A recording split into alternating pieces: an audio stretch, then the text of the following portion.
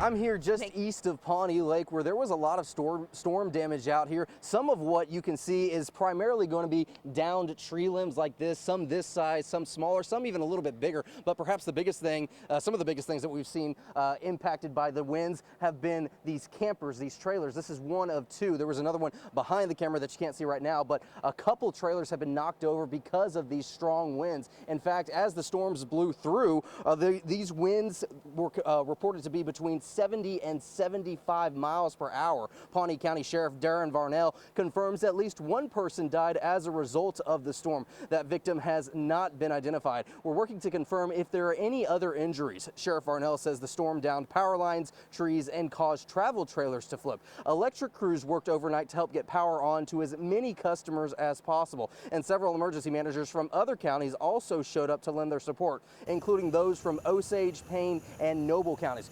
Kristen, Leanne, good morning. I'm here inside the Oklahoma State University Union Building this morning, where the Board of Regents accepted President Schrump's resignation effective February 3rd. This morning, the board is expected to announce the next steps in appointing an interim president to lead the university during this transition.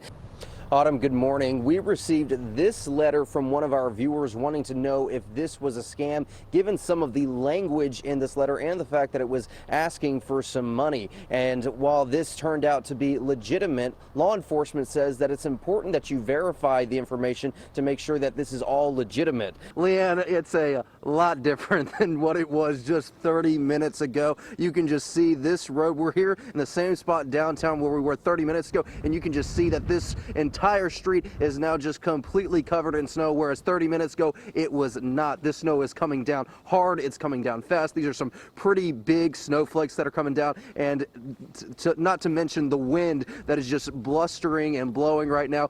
Now, we've talked with a lot of different school districts about some of the issues that they have going into this school year, and one of the biggest things that many of them have talked about have been staffing issues. Well, Superintendent Brian Frazier tells me that the Claremore Public Schools is pretty much fully staffed, and that includes the bus drivers. So it's a good start for them for this school year, and again, it looks like it's going to be a good start for all of these seniors here behind me as we wait for that sun to rise. Live in Claremore, Jonathan Polasek, Oklahoma Zone, News on 6. News on 6's Jonathan Polasek has new details overnight that we're getting from OHP. Jonathan. Autumn, good morning. We spoke with troopers overnight who tell us this all started around 6 p.m. Monday when Manford police got into a pursuit with the driver. Leanne, Autumn, good morning. As you mentioned, we've been driving around this area this morning, and one thing that we found were some downed trees, including what we can see right here in front of me. We've got this big tree that's blocking pretty much the entirety of this road. We cannot pass this way. We had to go around, and if we take a look at where the root of the tree is, you can see that it's basically completely uprooted. This is a fairly large tree. Again, it's blocking the entirety of this road. If you live over here, just keep an eye out for any downed trees and see if you can find any alternate paths. Dave, Leanne, this is still a very active scene. We got a little bit more information from the captain who was on scene. The captain tells me that no one lives on this side of the duplex. The cause of the fire, it's still under investigation. It may have started on the front porch, but that is not confirmed according to the captain that I spoke to. The captain said no one was inside, no one was hurt. None of the buildings or the homes next to this duplex were impacted. Nobody was evacuated from those buildings either. You can see that the firefighters, they're still working on the roof inside, but they say that the fire is pretty well contained at this point in time. Leanne, Dave, good morning. As you mentioned, Tulsa police was able to confirm with us that one person is in the hospital this morning after a fight broke out here at the Apache Manor apartments and a gun went off, hitting that person. Now, you can see here behind me that this is still a very active crime scene. We've got several police officers out here. Crime scene tape is up. However, even just maybe about an hour ago, there might have been as much as twice as many police officers out here investigating this scene, trying to figure out exactly what happened. I'm here in downtown Salina, where we've seen significant damage to both businesses and homes here and all over town, but the community has immediately responded with cleanup efforts already well underway. While sounds of chainsaws can be heard throughout Salina, folks here in the community are already hard at work cleaning up the damage. Many residents who've lived here for decades, including Police Chief Larry Young, say this storm was unlike any other. I've been in Salina my whole life, except for my career when I was in the military. This is the first time in 54 years Salina's ever been hit with tornadoes. For business owner Terry Phipps, part of his business was completely wiped away. My neighbor called and he said, "Terry, your building." I said, "Well, is it damaged?" He said, "No, Terry, it's gone." But the Oklahoma Standard shines through as people like Daisha Novi, her church, and many others volunteer their time to help Salina rebuild. This is our community, Mays County. We love everybody, we serve everybody, so if they're hurting, we're hurting. We help them. From young to old, everyone is pitching in, and Chief Young says that's what makes Salina a great community. Right now it's more about helping, but we know all the helping hands we can get. You can see there's little kids out there picking up bricks. I mean, you have elderly people out there. That's our thing. I mean, while workers are moving to clear as much of the debris from these roads as quickly as possible, there is still the possibility that some roads, like the one I'm on right now, could be blocked off. In Salina, Jonathan Polasek, Oklahoma's Own, News on 6.